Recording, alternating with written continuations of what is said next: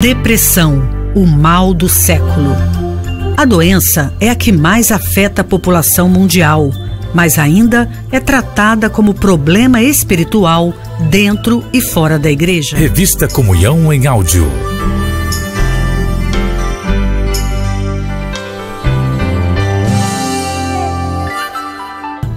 Considerada pela ciência como o mal do século, a depressão tem vitimado um número cada vez maior de pessoas.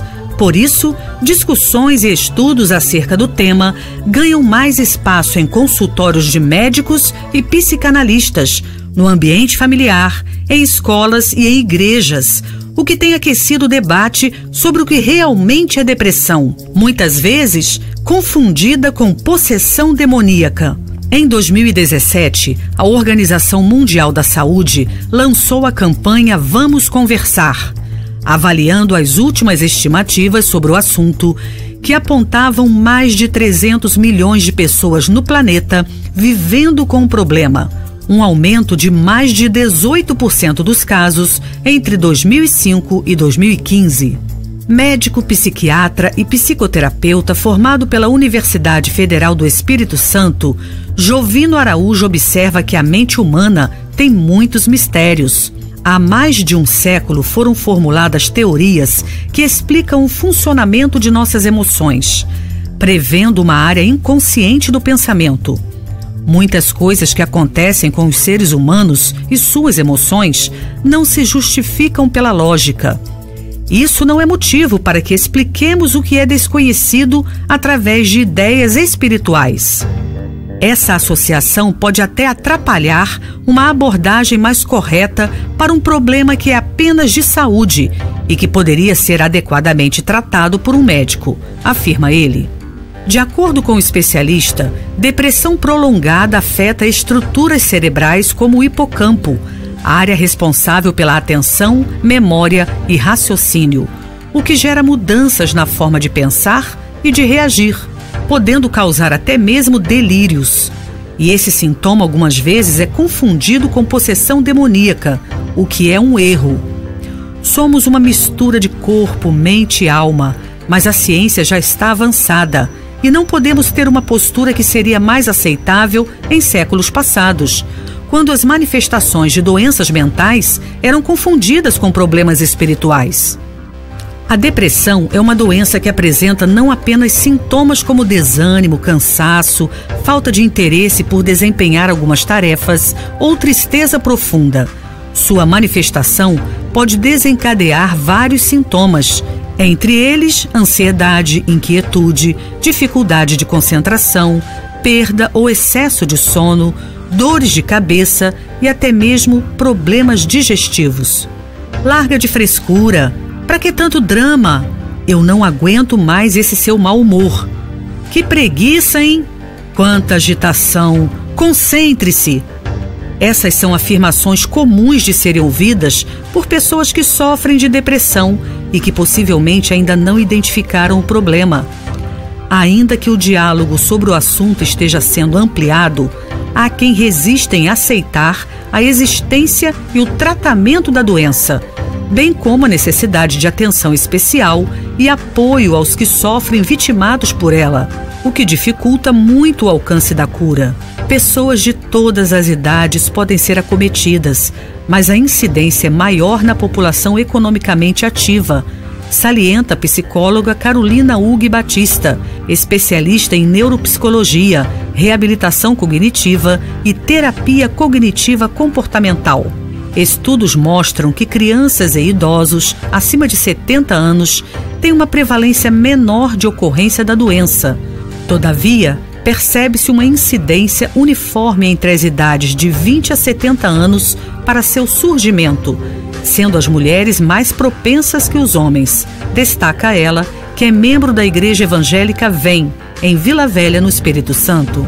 Quando questionada sobre como surge a depressão e quanto à possibilidade de o mal ser considerado congênito, Carolina pontua que o transtorno tem uma patogênese, forma como afeta o organismo progressivamente, complexa e multifatorial, que leva a uma expressão fenotípica, características observáveis, visíveis. resultado da interação genética com fatores externos, que é a apresentação dos sintomas. No entanto, pondera, cada caso é heterogêneo e particular. Há fatores que podem tornar o indivíduo mais suscetível: carga genética, mudanças na expressão gênica ao longo da vida, por aspectos endógenos ou ambientais, alterações no sistema neuroendócrino, padrões cognitivos e comportamentais mais rígidos com o tempo e traumas sofridos na infância, negligência, abusos físicos ou sexuais, ou atuais, doenças, perdas, lutos. Todos esses elementos interagem de maneira complexa e ainda pouco compreendida para a gênese do processo depressivo. Estudos mostram que existe uma carga genética para depressão, sendo a ocorrência em gêmeos monozigóticos, idênticos, univitelinos, gerados a partir do mesmo óvulo, maior do que em gêmeos dizigóticos, gerados a partir de 2 óvulos. Mas, até o momento, nenhum gene específico foi associado ao problema. Pequenos deprimidos. A psicóloga conta que percebe em seu consultório um aumento no número de atendimentos de casos de depressão em crianças e ressalta que a abordagem com esse público requer uma via mais lúdica, a fim de acessar as emoções e os pensamentos. A intervenção com uma criança deprimida implica a sensibilização dos pais para a importância do seu papel no tratamento, quer como pais, quer como interlocutores com a escola e grupos de pares. Em caso de maior gravidade, poderá ser benéfica a intervenção psicofarmacológica, de modo a diminuir a gravidade dos sintomas para iniciar o trabalho psicoterapêutico, pontua. Detectar a depressão infantil exige muita atenção dos pais. Alguns dos fatores que podem ocasionar o problema são mudanças de casa, escola, separação dos pais e ambiente familiar conturbado, enfatiza Gisele Santos Dornelles, psicóloga clínica graduada pela Pontifícia Universidade Católica do Rio Grande do Sul e pós-graduada pela Universidade La Salle, Unisalle, em Psicologia Clínica. Como sintomas que podem ser observados nesses casos, ela cita irritação e apatia. Além disso, a criança começa a manifestar medos que não tinha antes e a se apegar a algum adulto na família.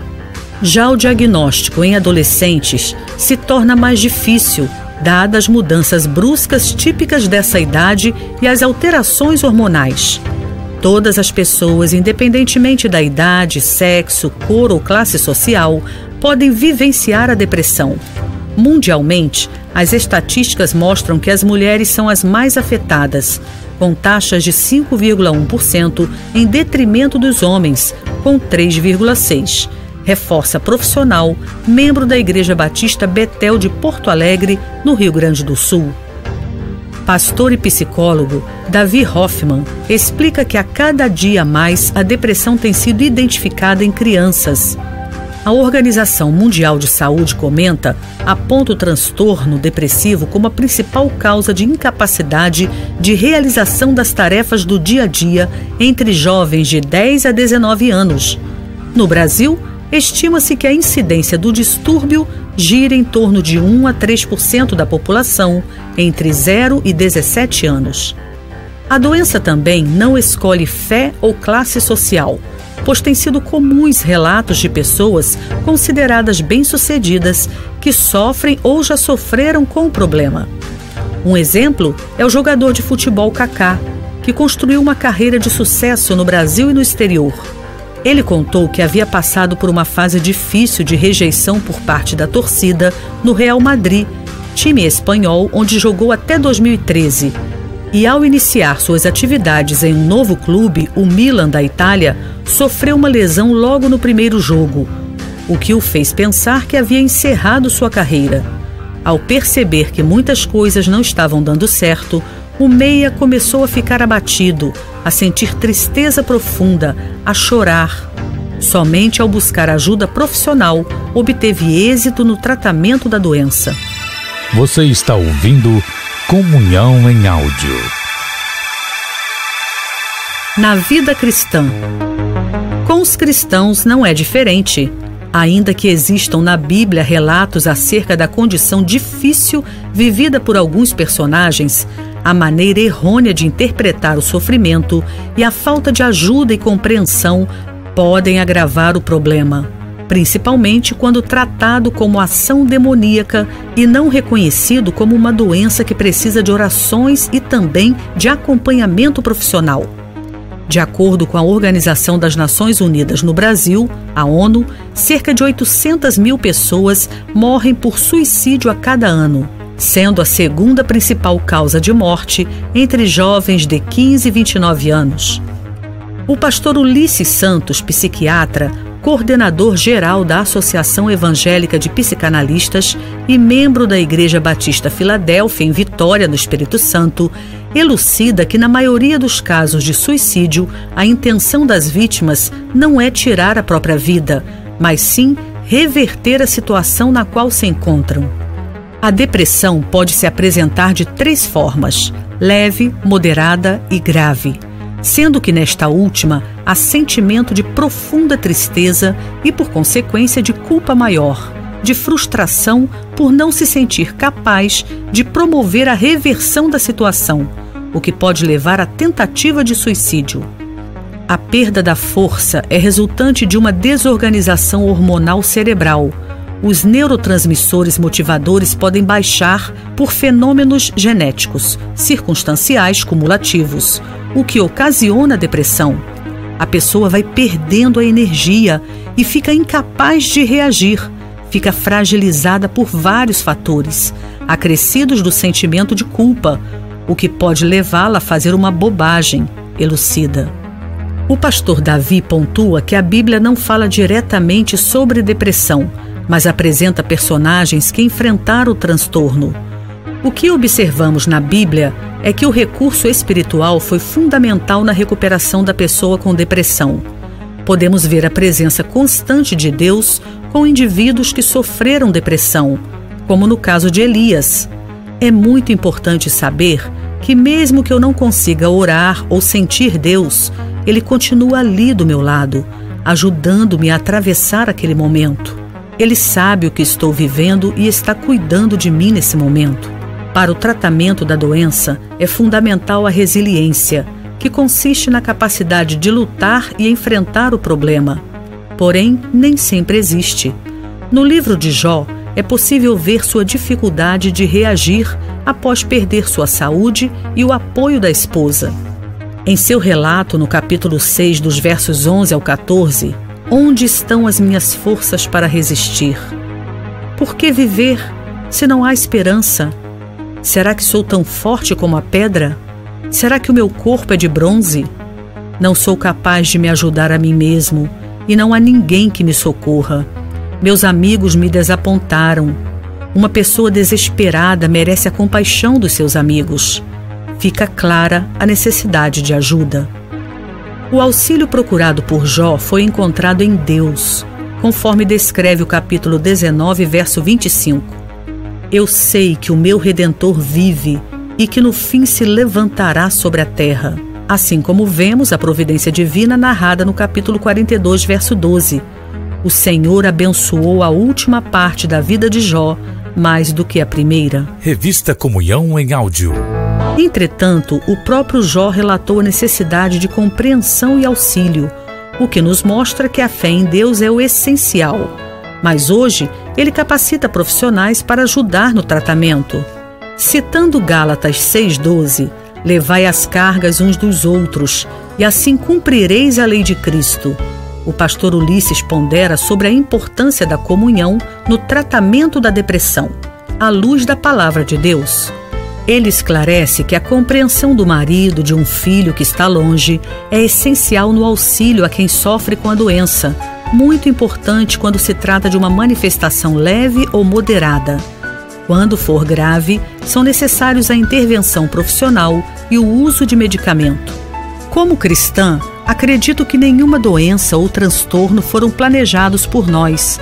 Logo, creio que não somente as doenças físicas ou psicológicas, mas também os modos desiguais e opressores que vivemos em nossa sociedade, Os modelos familiares disfuncionais e a baixa qualidade de vida e acesso à saúde são frutos de uma condição decaída do homem que, através do pecado, se afastou do projeto inicial de plenitude e vida eterna de seu Criador.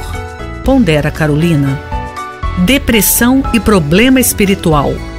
Davi Hoffman reitera que, infelizmente, há uma tendência entre os evangélicos de atribuírem uma causa espiritual para todos os eventos da vida, principalmente para aqueles não possíveis de serem explicados, humanamente falando. Ele aponta também que a depressão pode ter causas espirituais, como a opressão e a culpa. No entanto, jamais devem ser consideradas como únicos fatores. Muitas vezes, isso agrava o sofrimento da pessoa com depressão, pois além de estar sofrendo com um transtorno sobre o qual não tem controle, padece ainda mais por achar que é culpa sua, por não ter fé ou algo parecido, afirma.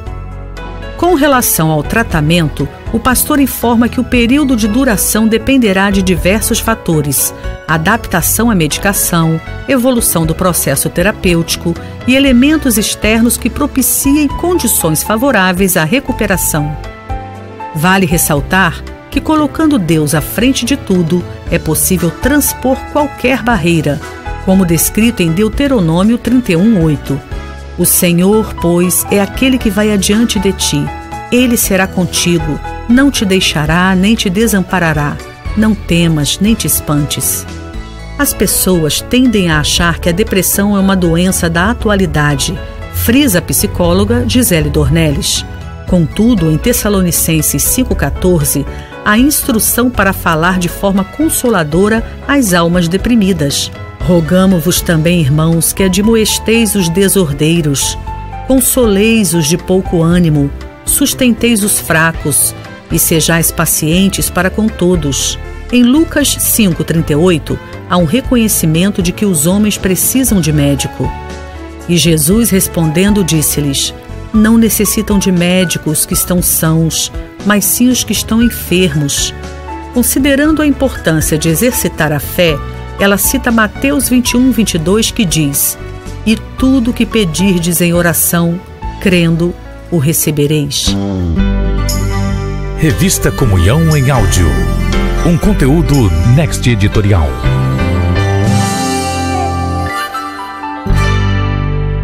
Os conteúdos apresentados nessa matéria estão disponíveis em multiplataformas, com gráficos, fotos e infográficos em comunhão.com.br, na edição impressa da publicação, na versão digital em PDF e nas plataformas de streaming Deezer, Spotify, Apple Music, Google Play e também em nosso canal no YouTube.